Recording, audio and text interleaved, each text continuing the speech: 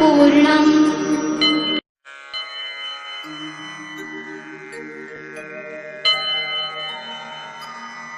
श्रीगणेशाय नमः। नारद उवाच प्रणम्य शिरसा देवं गौरीपुत्रं विनायकं भक्तावासस्मरे नित्यम् आयुः कामार्थसिद्धये।